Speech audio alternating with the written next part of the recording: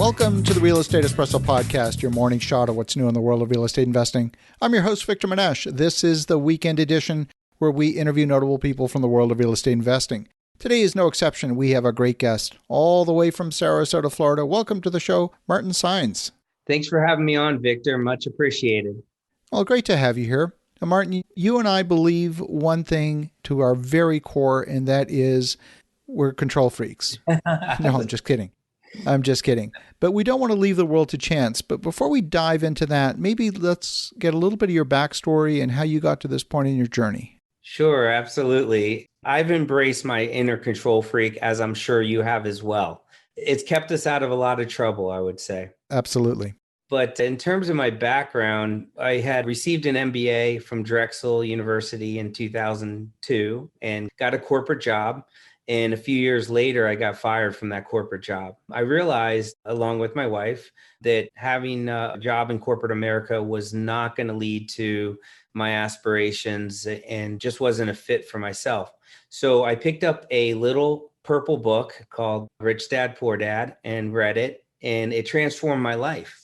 And from that point on, 2004, I became an entrepreneur. My wife and I founded a government contracting company by which we sold a museum exhibit products and services to the federal government on a prime level. And from that point, we just accumulated, after many hard years of hard road and many times we were making payroll day of and being just flat broke, we had crossed the hump, so to speak. And we started buying commercial properties and residential properties, starting with the building that we operated our company out of. However, what we realized with small business ownership was that it was a lot of 100-hour work weeks. It was the opposite of achieving freedom of time. And so since we were starting a family, we decided to sell the company and really be in pursuit of something that would achieve financial freedom for us in our lives, as well as freedom of time, which time became more important to us as we got older. I found that with mortgage note investing. Very interesting. Fascinating. Well, there's so many different ways. There's no one pathway into this business. I mean, you came at it through entrepreneurship, through selling to the U.S. government. I came into it from being a microprocessor designer. There's no two career paths that are alike. And that's actually kind of the beauty of this. So today, you're focused on which aspect? Is it still note investing, or are you focused more on the properties themselves? So actually, what I realized, my wife and I, is that landlording was great and we were making a terrific annuity play and we still own and manage those properties. However, it did not meet our financial aspirations where we were looking to be in life. And so what we did is we switched gears and went all in to mortgage note investing. Now, what this entails is going into the secondary market space and sourcing and purchasing mortgages that are in default. So these are mortgages whereby the borrowers have not made a payment for 4 or 5 years, and vetting those mortgage notes, vetting not just the note, but also the property that's collateralizing the note, and making purchases, and then working with the homeowner to keep them in their homes with a payment plan they can afford while making a profit for myself as a business owner. And so that really has been what I have focused on. I have worked out personally over 1,000 of those loans myself over the course of time. And now our company, we buy millions of dollars on an ongoing basis. I love that model. Just to spell it out for the listeners at home, what you're doing is you're buying a distressed note, probably between 20 and 30 cents on the dollar. You're going to do a loan modification with the homeowner so that now this can go from being a non-performing loan to a performing loan. You're going to give the note a haircut, maybe at 50 or 60 cents on the dollar. And then at that point, you're still sitting on a performing loan. You can hold that loan at that point, or you can sell it even at a discount and still make a significant profit, probably in under 90 days. You've got that note seasoned, and you can sell that note at a discount, but at a huge premium to what you paid for it in a very short period of time. Have I got it right? 100%. Now, there is a legacy play on this too, because my partner and I created Bequest Funds, which is an income fund, which is a 506c Reg D fund, which houses performing mortgages. So once those mortgages become seasoned over time and they meet underwriting criteria, then they're bought into the bequest funds family. So how do you make the determination of a property, apart from assessing the physical property? Because at any time you are investing in an asset, you've got to look at three things. You've got to look at the submarket, you've got to look at the property, and you've got to look at the borrower, and you've got to qualify all three.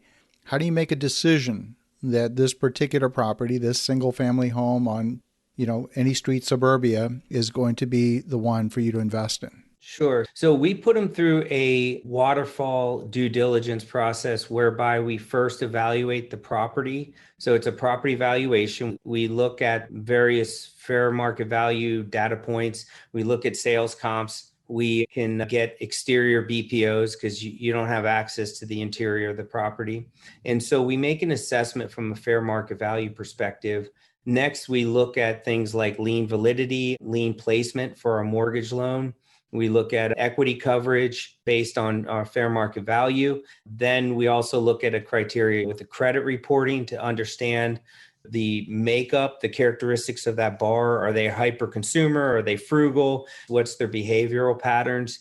We'll look at skip tracing to understand the borrower's background. We do a few other tactics, pull an O&E report to understand, again, lien validity, lien positioning, owner occupied status. And from that, we make a determination as to not just is the value of this property, which is significant, but really at the end of the day, who is the borrower and what is their ability to pay me?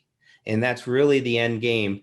We actually take back properties less than 1% of the time because our due diligence has such a heavy focus on that one mission, and that is who is the borrower and what is their ability to pay. Presumably you've encountered a variety of different borrowers, folks that maybe have had damaged credit, perhaps because of a single event, could be a health issue, could be a divorce.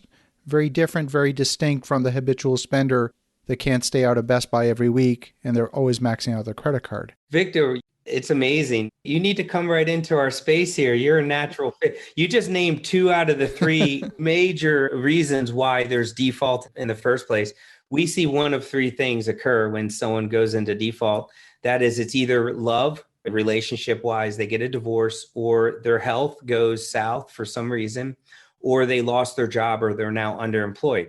Fast forward 4 to 5 years, they're in a different point in their life, hopefully in a better point, where they got their job back, they remarried, or they've recovered health-wise. So when we're buying that loan, it may have had a point in time where they stop paying. And what happens is it becomes a habit for the borrower. They stop paying and they just sweep it under the rug, or they thought it was taken care of or something like that. And then so the idea is 4 or 5 years later, when we're engaging with the borrowers, we're number one, we're compassionate. And number 2, we find out what they can afford to pay.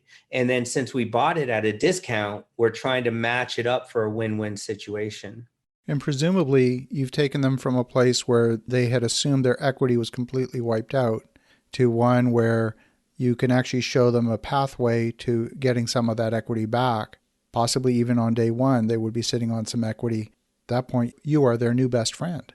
Yeah, absolutely. A lot of times, with some cases, the borrower is more focused on their equity situation, and that's more relevant to them. It's just hitting a certain monthly dollar figure that they can afford. So really, it comes down to understanding the borrower and what their objectives are and working with that. In this day and age right now, where we're at, where there's a huge housing bubble, we're getting payoffs left and right. So people are feeling real good from an equity coverage situation, and they're going out and refinancing and paying us off, whether we're in the senior or junior lien class. Talk to me a little bit about the time frame. When we hear of a property going into default, the notion is, you're months away from foreclosure, and somehow you're buying notes that have been sitting in that distressed situation on someone's balance sheet for 4 or 5 years. That's a long time, especially if it's an A lender, a bank. They don't want that sitting on their balance sheet for that long. How is that happening? That's really kind of something above my pay grade in terms of how the internal mechanics of a bank operates. I know they do a lot of internal charge-offs of this debt. And so that plays a big part of how they're making adjustments to their balance sheet. However, at some point in time, this defaulted paper it moves these loans out of some securitized bucket that the bank is operating with, and it moves that paper. They create tranches and it moves into the secondary market. And what normally happens is it gets sold to a hedge fund that buys these mortgage loans into the billions of dollars. And then hedge fund A may sell that, may flip that whole tranche to hedge fund B and double their money. The short end of it is that 4 or 5 years has passed, and no lender or hedge fund has really done anything to work with the borrower and to educate the borrower as to a per diem interest arrears clock that's been ticking or helping them get back on track until it hits our desk. Fascinating. And so who are you buying from? Are you buying from the hedge fund? Are you buying from the lender directly? Or is the package that might be 15, 20 pages long being broken up into smaller chunks and sold off in pieces? How's that go? So normally we're buying from hedge funds. However, in some cases, we're buying from hedge funds where they are just the conduit for the lender to offload into the secondary market. So we're kind of waiting as the active buyer / operator on the other side. And the hedge funds themselves, for whatever reason, don't seem to be diving deep into the list and doing the, I'll say, heavy lifting, for lack of a better term, although it's not particularly heavy lifting, to get these loans performing and multiply the value that way.